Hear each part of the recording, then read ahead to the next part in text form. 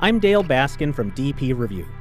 By now, most people know that the D810 is a great camera, but not everyone realizes that it has a sibling, the D810A, a model specifically optimized for astrophotography. So in this field test, we've come to the deserts of California to shoot with the Nikon D810 and D810A in a range of scenarios during the day and well into the night. We'll be joined by professional astronomer and photographer Jose Francisco Salgado. With Jose Francisco's guidance, we'll explore both the technical and artistic sides of astrophotography and capture some stellar photos in the process.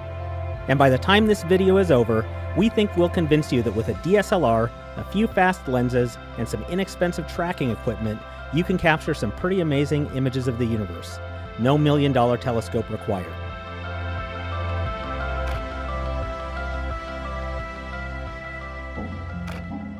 My name is Jose Francisco Salgado. I'm an astronomer and visual artist based in Chicago. What I'm doing is actually using the arts as a hook.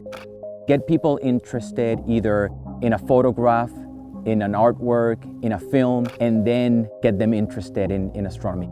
To give you an example, there's a film called Moonrise about humankind's fascination with the moon. So for that, I traveled to the Bay of Fundy in Canada to photograph the most extreme lunar tides in the planet.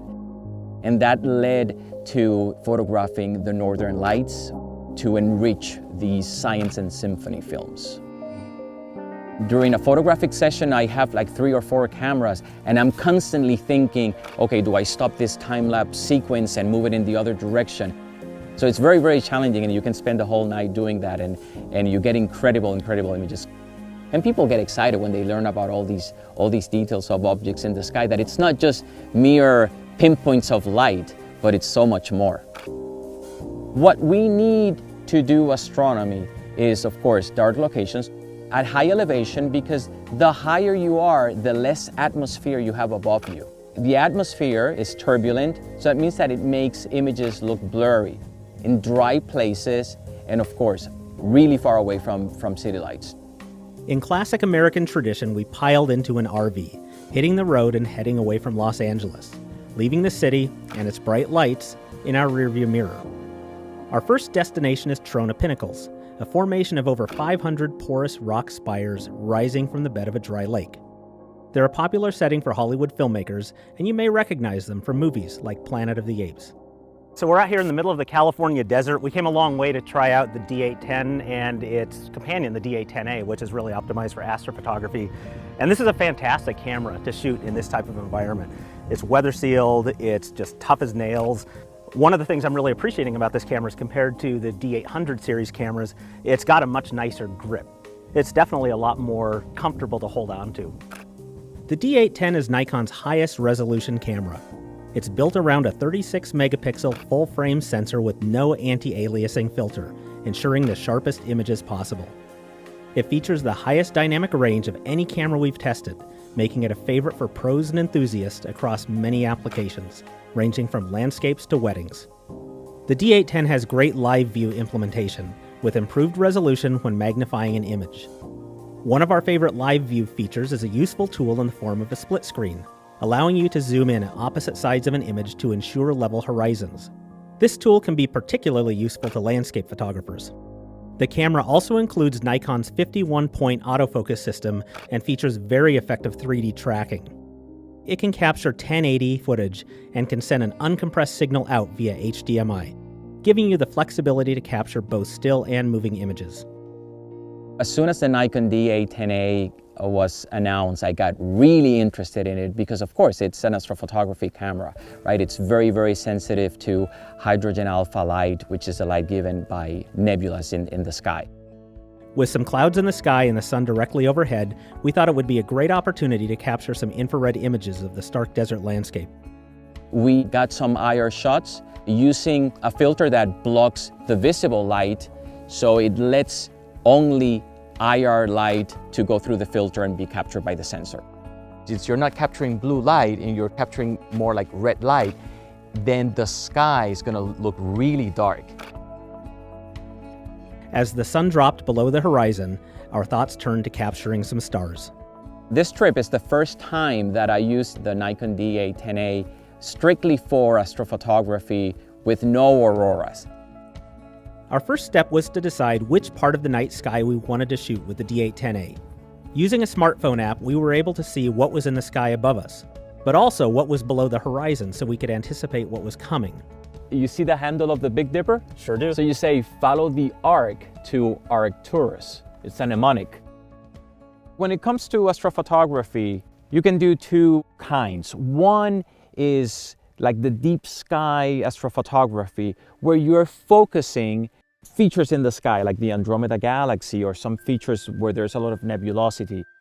But then there's also the other kind of astrophotography where it's the wide field astrophotography, where you want the beauty of the night sky, but in the context of a beautiful landscape. The next step was focusing. In this scenario, we used the Nikon 14 to 24mm f2.8 lens to capture broad views of the sky framed by the landscape. After taking a few test shots to confirm focus, Jose Francisco let us in on an astronomer's pro tip. Use a bit of gaff tape to lock down your focus. Get a little bit of the ring and a little bit of the lens that it's fixed. Okay, so we're using the remote control, so that way we reduce vibrations. It turns out that Los Angeles is a pretty big place, and despite driving several hours from the city, we were challenged by a significant amount of light pollution. Now let's take a look. Instead of fighting the artificial light, we decided to embrace it. What we did was use the light pollution, mostly coming from LA, to actually photograph nice silhouettes of the features of, the Trona pinnacles. And we got some pretty dramatic shots where we see the silhouettes, the light pollution, some clouds, and then above all of that, stars. The landscapes had an almost alien quality to them, and although we didn't capture any extraterrestrials, we were visited by a moth, the beat of its wings reflected in our headlamps. Following a late night of shooting, we were greeted by a brief but intense sunrise. Infused with caffeine, we headed off to shoot our next subject, wildflowers. So we came to a point where there's some really nice wildflower blooms. Jose's up here with a couple wide angles. We have some opportunity both to compress things against the background with a long lens. There's some really nice color off in the distance here in these hills too. We continued our journey and headed for the Alabama Hills, an area of unique rock formations in the shadow of the Sierra Nevada mountains. The sun is about to go right behind the horizon right now, and we're going to set it up with electronic first curtain, make sure we don't get any kind of a shake. We're going to expose for the highlights. We're not going to worry too much about whether or not we get good exposure in the shadows because we can pull those up later. The D810's low base ISO of 64 means it's possible to shoot with a longer exposure, allowing more light to hit the sensor. Compared to most cameras, this allows the D810 to capture almost an entire extra stop of light, providing exceptional dynamic range. In contrast, the D810A has lower dynamic range with its base ISO of 200.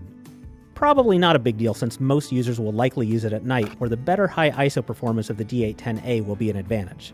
And a quick pro tip: when shooting high contrast scenes, enable the flat picture profile to help better visualize detail that would otherwise appear too dark on your LCD screen. With a bit of daylight left, we set off in search of one of the classic rock formations in the Alabama Hills, the Mobius Arch. I was photographing the arch completely backlit. I took some bracketed images, and I also processed a single shot. The results are basically the same. That is, from a single shot, I was able to pull a lot of detail out of the shadows. So the dynamic range of the camera is very impressive. Then we played with artificial lighting, so it was with an LED panel, and took some single shots during twilight, and that led to a time-lapse sequence of Orion crossing the sky behind the Mobius Arch. And then, of course, I was very excited about testing the Vixen Polari mount. This is a mount that lets you take long exposure astrophotographs by compensating for the Earth's rotation, and basically tracks object in the sky. That lets you photograph an exposure time of 8 minutes. So we have here the Orion belt, the sword with the Orion Nebula. You see the sword of Orion? Well, the central star of the sword is not actually a star, it's a nebula. It's a giant cloud of gas and dust where stars are forming. And when you start using, longer and longer focal lengths, you can actually see more and more structure. A longer exposure means it's possible to gather more light. And thanks to the D810A's unique ability to set exposure for up to 900 seconds, it's possible to do so without bulb mode. You mentioned to me earlier that you've been looking at pictures of the Horsehead Nebula your whole life. Yeah, since I was a little kid. Now we're sitting here with a DSLR shooting it with a, with a telephoto lens. I mean, we're photographing the cosmos. It's quite impressive. And to know that, for example, in that little cloud, stars are being formed. Altogether, Jose Francisco was able to create spectacular shots that made our jaws drop. It was a fitting close to our desert adventure. By now we hope we've convinced you that with a DSLR, a few fast lenses, and some inexpensive tracking equipment, you can capture some pretty amazing images of the universe.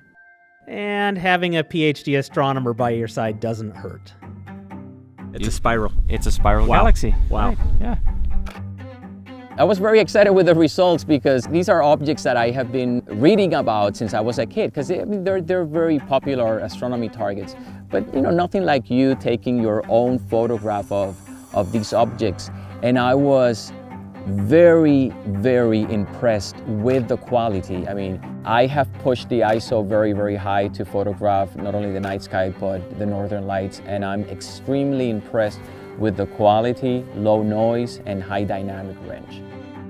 On the other hand, for an astrophotography camera, I'm disappointed that the buttons in the back are not illuminated, like in the D4, which is a camera that I use very, very often. These tools engage people and will make some young boy or girl to follow a career in science because of these tools, because the tools are available. In a way, that's what happened to me. Jose Francisco has an obvious passion for both astronomy and photography, and it's inspirational to shoot side by side with someone who's so devoted to educating and inspiring others through his art.